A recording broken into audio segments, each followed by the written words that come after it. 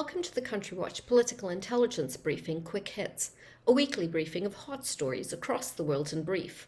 I'm Denise Youngblood Coleman, the Chief Editorial Officer and Senior International Affairs Analyst at Country Watch.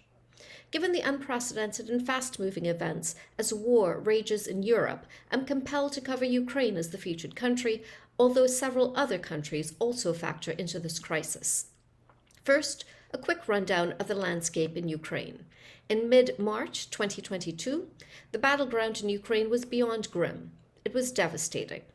A siege was underway in Mariupol, with civilians enduring intolerably inhumane conditions. The death toll in Mariupol from the start of the war was up to 2,500 civilians in that city alone. Mykolaiv, located in southern Ukraine, was under heavy Russian bombardment, presumably due to its strategic location en route to the port city of Odessa. In Melitopol, the mayor Ivan Fedorov was abducted by Russian forces. Fortunately, however, Ukrainian forces carried out a successful operation to rescue him. Meanwhile, Russian forces were clearly aiming for civilian targets, including hospitals and medical facilities. Russian troops were firing at and killing civilians trying to flee hot zones. It was not just happening in cities like Irpin, where American journalist Brent Renaud was gunned down by Russian forces. It was also happening in small villages.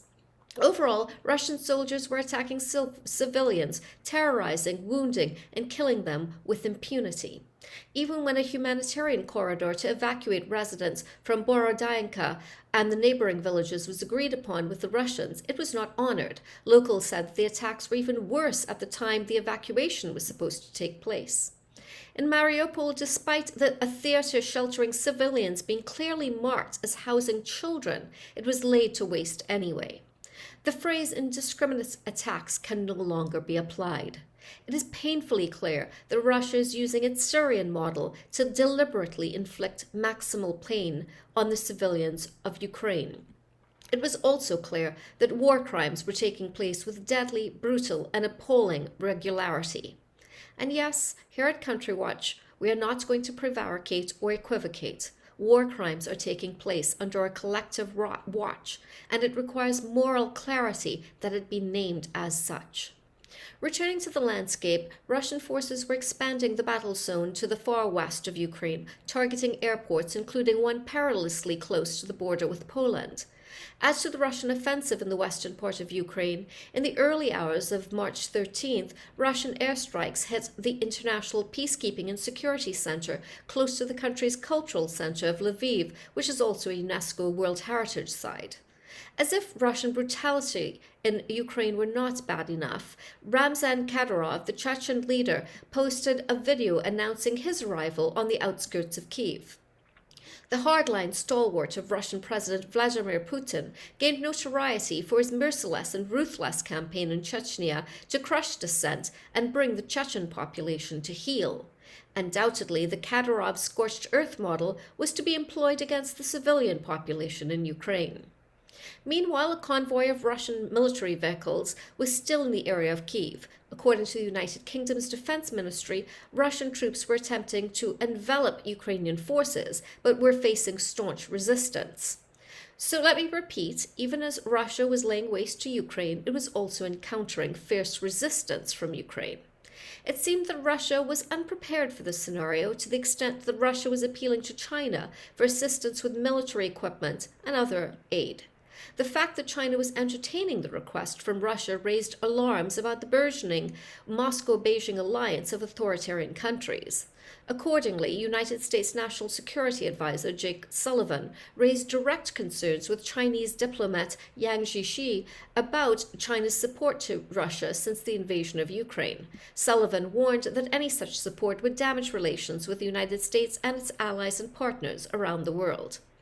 Among the requests being made by Moscow to Beijing was for non-perishable military food kits known in the United States as meal ready to eat, or MREs.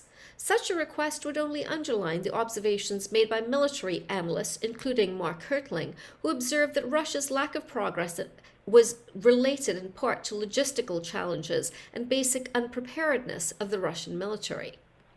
Amazingly, video footage has shown Russian soldiers breaking into Ukrainian grocery stores in search of food. The provision of MREs could be one means of assistance that China might be willing to furnish, as it does not step into conflict territory, thus aligning China as a co-combatant with Russia. In other developments, Ukrainian President Volodymyr Zelensky virtually addressed a joint session of Congress to make the case for further U.S. assistance. One measure currently under consideration by the Biden White House is providing Ukraine with killer drones called Switchblades. Ukraine has done remarkably well with low-cost Turkish drones so far, but the US-made Switchblades are a guided missile that can target accurately tanks and artillery from miles away. Recent indications are that the Switchblade drones would be approved and sent to Ukraine. President Biden would meet with NATO colleagues in Brussels, Belgium, for an extraordinary session of the alliance. As well, President Biden would also attend a previously scheduled summit of the European Council to consider further sanctions and humanitarian assistance. In a separate but related development, President Biden signed legislation providing $13.6 billion in additional military and humanitarian aid to Ukraine. This assistance was part of a $1.5 trillion government spending measure. On the other side of the equation was Vladimir Putin, who gave a recent speech replete with the lexicon of ethnic cleansing. Putin called for a natural and necessary cleansing of the nation to spit out like flies all those traitors who did not back the Kremlin. As we go forward, I'll be covering the possibility of Russia heading into sovereign debt or sovereign debt default territory. I'm also going to be covering the rules of war and the delicate balance President Joe Biden is trying to retain so the war in Ukraine does not turn into an international security catastrophe. Central to that is the careful yet extensive use of intelligence operations on the borders of NATO countries without veering into Ukrainian territory, and the conveyance of that intelligence to Ukraine while omitting sources and methods. Now to a quick rundown of other developments around the world. The European Union is calling for a pause in talks regarding the Iran nuclear deal, quite likely due to Russian requests that its relations with Iran not be impacted. As well, the United States is looking into an attack in Erbil in the Kurdish region of Iraq for connections to an airstrike in Syria that has been blamed on Israel. On the Korean peninsula, South Korea says that North Korea is preparing for an intercontinental ballistic missile test. An attempted launch in mid-March of an unidentified projectile ended in failure. Finally, the election of conservative hardliner Yoon as the new South Korean president raised eyebrows when he declared that South Korea would have to conduct a preemptive strike against North Korea if a nuclear attack was imminent. In the election campaign, there was some attention given to the fact that Yoon had no foreign policy experience.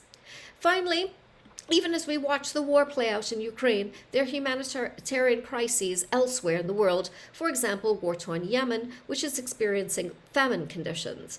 Food insecurity is also plaguing Afghanistan, now under the control of the Taliban. Also, conflicts in Congo, DRC, and Tigray, Ethiopia should also be considered. Subscribers can read more about these and other stories at the Country Watch website at www.countrywatch.com.